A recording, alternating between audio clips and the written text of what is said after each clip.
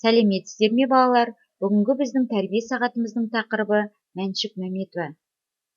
Тәрбие сағатымыздың мақсаты Кеңес одағының батыры Мәншүк Мәметова туралы таныстыру, оның ерлігі туралы жан-жақты мәлімет беру.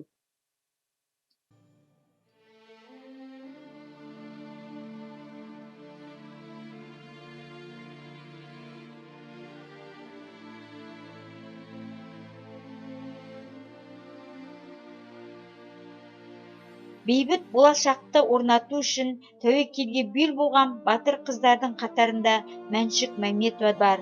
Ол 1922 жылы Орал облысы Орда ауданында дүниеге келген. Ата-анасынан ерте айырылған ару қыз жастық шағын тәрк етті. Алматы медициналық институтында оқып жүрген кезінде соғыс басталды. Халқына төніп тұрған қауіпке жаны шыдамай, дамыл таппастан әскерге өзі сұранып барды. Фашистерді жою үшін майданға жіберетін менің апайым да, ағайым да жоқ. Сондықтан өзімізді жіберіңіз деп өтініш айтты.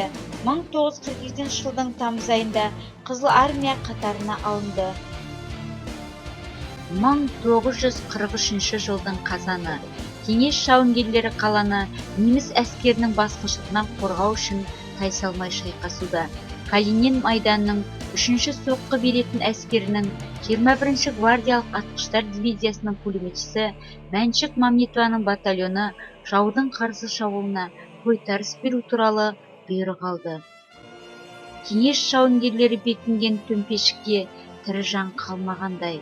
Пулеметшілер тобынан жалғыз қалған Мәншүк басынан жарақат алса да, шайқаста фашистерге 3 пулеметпен оқ жаудырды. Ол жаудың 70 солдатын өлтіріп, кескілескен шешуші ұрыста ақтық демі біткенше пулеметпен оқ боратып, қаһармандықпен қаза тапты. Невель қаласы үшін болған ұрыста көрсеткен ерлігі мен батырлығы үшін 21 жасар аға сержант Мәншүк Мәметоваға қайтыс болғаннан кейін 1944 жылы 1 наурызда Кеңес одағының батыр атағын берді. Батыр қыздың құрметіне туған жерінде ескерткіш орнатылған. Көшелерге, мектептер мен оқу орындарында Мәншүк есімі берілген. Қаһарман қыздың өмірі мен өшпес ерлігі жайлы Мәншүк туралы жыр, көркем фильмі түсірілді.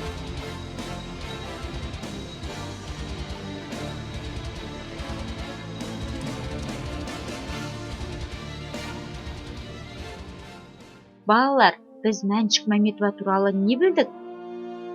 Кәне сұрақтарға жауап берейік. Бірінші сұрақ. Мәншүк Мәметова қай жылы дүниеге келді? Дұрыс айтасыңдар балалар. Мәншүк Мәметова 1922 жылы 22 қазанда Орал облысы Орда ауданында дүниеге келді. Екінші сұрақ. Мәншүк Мәметова қай жылы Қызыл армия қатарына алынды? Дұрыс, Мәншүк Мәметова 1942 жылы тамыз айында Қызыл армия қатарына алынды. Үшінші сұрақ. Сұрапыл соғыс кезінде Мәншүк Мәметова неше жаста болды? Дұрыс айтасыңдар балалар. Мәншүк Мәметова 21 жаста болды. Төртінші сұрақ. Мәншүк не үшін майданға аттанды? Мәншүк елін, жерін жаудан қорғау үшін майданға аттанды. Бесінші сұрақ. Мәншүк Мәметоваға қай жылы Кеңес одағының батыр атағы берілді? Дұрыс. Мәншүк Мәметоваға қайтыс болғаннан кейін 1944 жылы 1 наурызда Кеңес одағының батыр атағы берілді. Балалар, мақал-мәтелдердің жалғасын тап. Балалар, мен бірінші жолын бастаймын, ал екінші жолын сіздер тауып айтасыздар. Туған жерде жер болмас. Дұрыс. Туған елде ел болмас. Отансыз адам. Дұрыс. ормансыз бұлбұл.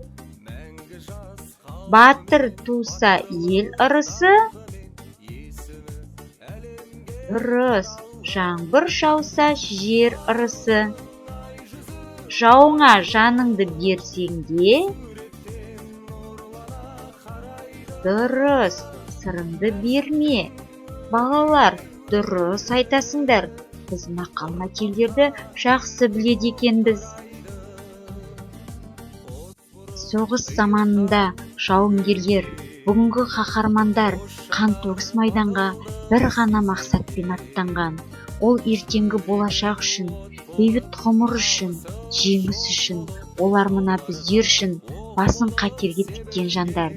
Олардың ерліктерін мүмкін ешкімде қайталай алмас. Мына бейбіт өмір сол жандардың, соғыс ардагерлерінің арқасында. Оларға қаншама құрмет жасаса да артық болмас.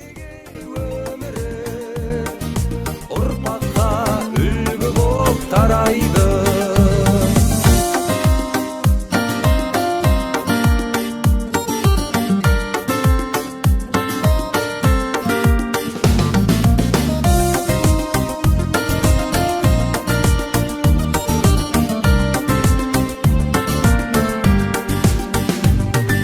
Нарында гүл атып жаралған, ақ жайық суынан нәр алған. Мәңгі жас қалпымен, батырлық даңқымен, есімі әлемге